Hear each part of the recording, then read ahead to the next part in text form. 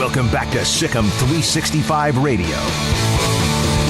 Up tempo for Baylor. Ebner straight ahead. Johnson lassoed him from behind, but instead he pushes across for the Bears touchdown. The 4 o'clock hour is sponsored by Boozer's Jewelers, the wedding ring store, specializing in custom jewelry and repair, all in-house. Now here's David Smoak and Craig Smoak. Man, we've been rolling since last Wednesday afternoon when the news about Texas and Oklahoma, the SEC, and so many of you have been a part of what we do now on a national basis. We appreciate you on our YouTube channel, 365 Sports, and you will also learn that we get the great guest. Tim Brando, Fox Sports, joins us, huge involved in college football, who's been on with us many times. We appreciate it. Tim, how do you try to like grab on to all of what's going on right now? Is this good for college football? If there's a little smoke, pardon the pun, it was intentional, you will find some fire, and God knows I have found it just by weighing in, as I always do when these kinds of issues come up. I wrote hopefully a perspective piece that I put on all forms of media yesterday. It was actually transcribed from just a video post I did on Monday. If you haven't read it, I suggest you go either my Facebook page or you go to my Instagram page, Timmy B on Fox. You can find it also on Twitter at Tim Brando. And at the Sports Broadcasting Journal, which is David J. Halberstam's website, which he asked if I'd do it and transcribe it, which I did, and put it out there. Dave, there's a reason why we're where we are historically, and it goes all the way back to 1984 when the Supreme Court ruled in favor of the universities of Georgia and Oklahoma to have the rights to their broadcasts of their universities' games and stripping it away from the NCAA. And the evolution from all of that, the formation of the CFA, the College Football Association, the break-off between the Pac-10 and Big Ten for the Rose Bowl, and the CFA membership being made up of all the other conferences plus Notre Dame.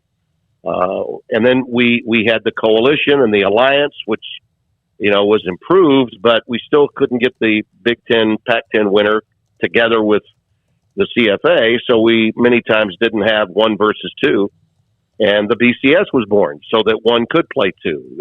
God knows we needed to get rid of that god-awful process, and the college football playoff was born, which I would argue hasn't been as inclusionary as even the BCS was because of the way it was put together. Now we see, and I think a lot of fans are forgetting this, David. I'm bringing it up because I know it's not the real story at this moment, but consider again what we just accomplished. After NIL, we now have 12 teams in the college football playoff set to begin in 4 years. It may take that long for us to get there, but we've got 12 teams. And it's still written that the 6 conference champions, the top 6 conference champions, are going to be in the college football playoff, and then 6 more will come.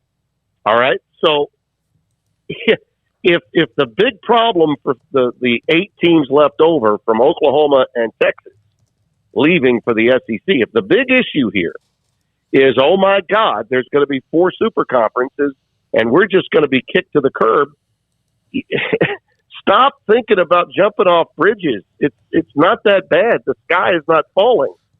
Okay, if the Big 12 stays intact with its 8 remaining teams, there's still a mountain of money to be made between now and 25 in the new television deal.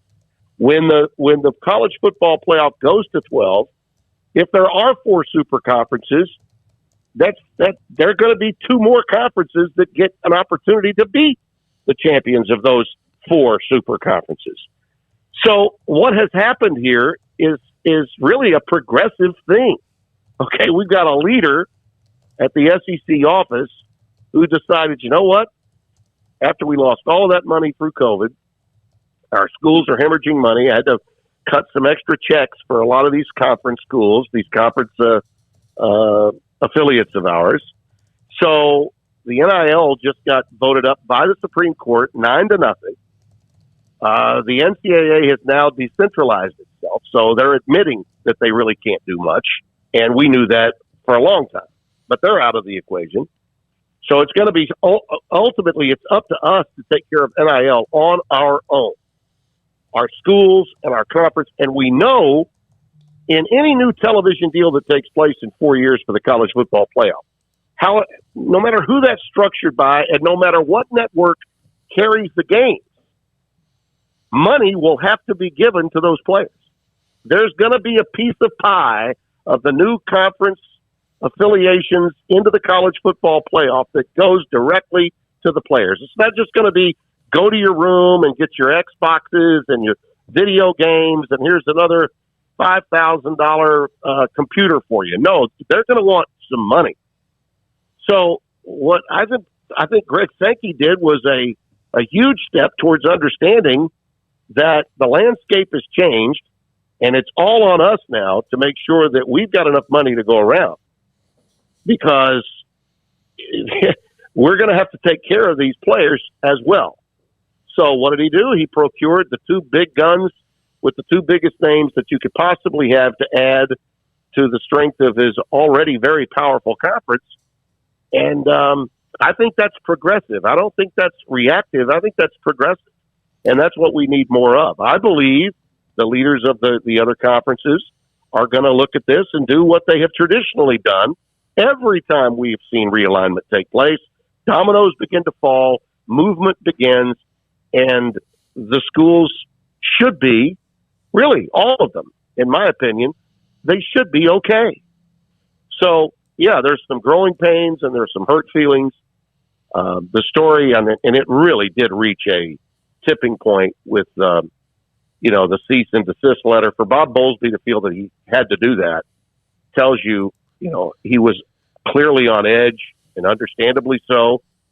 And then for the programmer, Burt Magnus, these are two men that I respect, to write back in another public manner, such a curt response to the commissioner of the Big 12 should tell you that this is a place where we've never been. And how we get to where we're going to go, I'm not sure. I'm not Kreskin. But I do know this. We're progressive.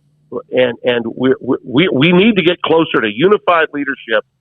We need to get closer to, instead of having 5 guys from the Power 5 conference tell us how collegial they are, and then behind closed doors, they're going behind everybody's back and contradicting everything that they're saying publicly, privately. We need to get rid of that. I mean, we need to get rid of that quickly for college football to move forward in the 21st century. So I know that may be unpopular with some of your listeners and viewers, but I really believe that we're going to be okay. I think college football is finally heading in a very good direction and an inclusionary direction. As I said, we're going to 12 teams, not 4, 12. And if the SEC gets more of them, well, you know what? They took the steps to make that happen, and they probably would get the greater percentage anyway, because they've had such a great run, and they've had success with multiple teams, not just Alabama, but with multiple teams winning national titles the last 15 years. Tim, your thoughts on Oklahoma and Texas? All of it became official earlier today. Now, as far as the timeline goes, that remains to be seen. 2025 is the contract, but we know there's things that can happen. What are your thoughts on the move by those two to the SEC and when that could potentially happen? Well, I believe Texas was the linchpin on this, fellas, and you probably agree with me on this. Mm-hmm. I believe Texas wanted this, needed this. I find it interesting. I read Kirk Bowles wrote that they felt like for Texas to, Texas was being held back by the Big 12. Really? So you can't beat Oklahoma State. You can't beat Oklahoma. You can't beat Kansas State. And I can go on and on. But the problem here is the league's not good enough. Mm-hmm. But you can't beat these teams. Where have you been since 2009, Texas? But it's the Big 12's problem. Texas wanted this done first and foremost. Oklahoma came along for a really good ride, and those two were kind of in lockstep even back in 2010 when the Pac-16 probability was there. I remember going to sleep at night. I was doing my radio show back in those days. I thought that was happening. And then what happened? And this is the curious part of this that a lot of your friends and fans maybe don't realize. But I'm going to go a little inside baseball, inside TV on you. Okay, the Longhorn Network was the foundation of holding the Big 12 together, and it was put together by the very guy that wrote that letter back to Bob Bowlesby and a few others in Bristol, Connecticut. Okay, a handful of television executives said, well, what if we give them the Longhorn Network? That way we can keep them there. We can hold on to the rights there. We can get the rights back. So this was a television decision, okay, in Bristol about the Longhorn Network. It was clearly something the Lost Dodge wanted, but trust me, the driving force of it was by television executives. So Larry Scott's idea, he was going to be the smartest man in the room, that went away. But here comes the Longhorn Network, and they're thinking they're going to clear all these games. There's going to be all these high school games on, and the Big 12. Gene Stallings remember when all that was going on with A&M? Like, are you kidding me? Mm-hmm. Hell no, that's not happening. And of course, everybody else, you guys, Texas Tech, TCU, everybody was like stomping their feet, gnashing teeth. No, that's not going to happen. So that thing turns into a $350 million mistake. All right. It did spawn a few outstanding television careers for some people in front of the camera. But I mean, that's what it was. And the moment that happened, in the back of my mind, if I'm an administrator at all the schools, and if I'm the commissioner of the Big 12, I'm thinking, hey, at some point, they were ready to go. Okay, and this wasn't just about Texas and OU. Texas Tech was involved. Oklahoma State was involved with the Pac-16 thing. Okay, so in business today, you have what? You have comrades, you have colleagues, and you have confidants. Well, there are no confidants in college athletics, okay? And your constituents and your colleagues aren't exactly loyal all the time, all right? So you better have your head on a swivel. And I think that's sort of my point. The reality here is what Bob Bowlesby asserted, and have you guys seen anything new from Dennis Dodd today on whether he substantiated the role that he alleged in his column that the American Conference was the smoking gun? They were the ones tampering with ESPN to poach more teams. Yes. Have you seen anything new on that today? Not in the last few hours. No. I tweeted Dennis Dodd last night. I said, anything new on that, Dennis? Asking for a friend.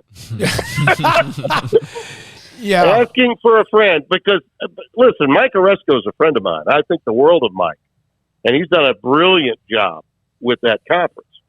But Mike was a former programmer at ESPN, and then he was the vice president of programming at CBS. Mike knows TV inside and out. All right, and I love the guy, and I'm not casting aspersions his way, but I'm simply telling you that. That's a story. If that's what you're going to put in your story, then hey, is anybody going to follow up on that? Well, apparently no one is. Okay, I haven't seen anything on it today, which I find really interesting. Well, I'll be curious to see if any more comes from that, where Bowlesby's concerned, because you guys can tell me his phone must be ringing off the hook with these leftover eight. In the Big 12, they got to be burning the phone lines, and I'm sure he's seething right now to have gone public the way he did with that letter, and then get the follow-up letter, and watch, as the commissioner of the SEC is being credited in his conference by his constituents with being the guy that blazed the trail for transition to super conference of college football. I'm sure that really is problematic for him. I'm sure it upsets him greatly. Yeah, but I believe that the Big 12 is going to be okay if the members are tolerant and patient, and allow Bob Bowlesby to lead, I have great respect for him. He's one of the measured leaders, and his background is tremendous. I thought the help that Chuck Ninus gave the Big 12, absolutely, and then Bob Bowlesby came in. And last year, we wouldn't have had a season last year if Bob Bowlesby had not said, you know what, we're going to do this. Okay, we knew where the SEC was going, and the ACC too. Once they got Notre Dame, the linchpin last year for us having a college football season was Bob Bowlesby in the Big 12 conference. No doubt in my mind. So I would put trust in him to have a checkmate to the check that's taken place. Yeah, and there's a lot of people that wonder why he's been reactive, not proactive, and why he didn't know more. But hell, I don't know if more than 5 people knew really what was going on along the way. Tim, I know we got Coach Drew's about to join us in a minute, right. But if you were Bob Bowlesby, and I'm not legalese very smart here, if you have something, how tempting would it be to throw it up there and let people see it? Yeah. It's an excellent point. But you know what? He's also a guy that understands what's best for the game, too. Okay? And he was clearly angry yesterday and the day before. I would hope that, and I believe this, I believe that calmness is probably the next step for him, and then trying to find a way to make sure that his membership is taken care of.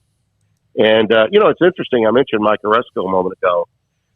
Before Mike came to the American Conference to take over, he was actually named the Big East Conference commissioner with an understanding that the Catholic schools were going to go all basketball and that they were going to have to reform a league, and that as the old conference ended and the new conference began, he would be selling the rights to the name Big East, and he'd have to come up with a new name, and they received all this money. And that's the other thing. Big 12 is sitting in a position now with both schools. You know they're not going to wait till 2025. No. You know that's not going to happen. So the exit paychecks that are going to be coming from Oklahoma and Texas will be big. And a lot can be done with that. Really. I mean, a lot can be done with that. The question becomes, again, can he hold those schools together long enough through this season to come up with an understanding that as they get closer to the bids and the negotiating for the next rights that come up, that he can put together a cobble of teams that make sense, that make it work. And that's really, in my estimation, what's going to matter most to those schools. The Kansas States, the Iowa States. The concern I would have if I'm Bob is making sure Iowa State doesn't, bolt to the Big Ten, that Kansas, and there's a lot of talk about because they're AAU programs that they would do that. Try to keep guys in lockstep with what you're trying to achieve. Because as you look at the grand scheme of things, guys, that's a healthy, wouldn't it? $37 million per team right now, I believe, annually. Okay, that's more than the ACC's getting, and they've got a cable network now. Yep. All right, it's a hell of a lot more than the Americans getting. So where are you going to go? If you just stay where you are, your chances of winning your league are, I think, enhanced greatly with Oklahoma out of there. If you add a couple of teams, fine, but you don't have to go crazy. Just add some teams with value, whatever that value is, and go out and win your league, and you're going to be in the college football playoff, which in my estimation is what this is all about. This is about everything now is about driving the financial bus and getting to the college football playoff for the big payoff, because it's going to be huge. We go to 12 teams, guys. We're not talking about $67 million annually. We're talking about $2 billion annually. All right, and whether that's on ESPN as it is now, or if it becomes a two-network collaboration with Fox, it's going to be a lot more money than it is now. So, again, I just tell the fans, the sky is not falling. Things are going to be okay. And frankly, I believe this is where college football should have been headed a long time ago. And if you want to paint the SEC as the black-hatted villain, go right ahead. They're comfortable with that anyway. Tim, thank you as always, buddy. Great to have you on. Tim Brando, never shy about letting us know how he feels, or his Twitter back and forth. They're always incredible to be able to watch as well. Armstrong, can you try to see if we want to take a break here and get Coach Drew? Is that what we're going to do? All right, let's take a break here. We might come back earlier. Craig, you want to summarize anything with that? No, I was going to say, Thank you, Tim. Tim is saying exactly what I was saying earlier about staying pat with all that money involved and the lack of a parachute to a place that's on even ground from where you are right now. I mean, he explained it in a different type of way, but that's exactly what I've been talking about the last few days. If you're the Big 12 schools, unless you have that automatic Big 10 offer, or something like that you just cannot pass down. I don't know how you pass down all the money that's coming your way, especially, as he pointed out, he even elaborated further on the expanded playoff. And, I mean, shoot, 2020, we had no idea this was coming in 2021. We really think we were going to predict what's going to happen in 2025? Yeah. I mean, shoot, it could be a whole different world. All right, Coach Drew's calling now. Armstrong, is there any way that you can take a break? You want to take a break? Let's take a break real quick, and they'll come back with Baylor men's basketball coach Scott Drew at the NBA draft last night, and then also Davion Mitchell will join us as well.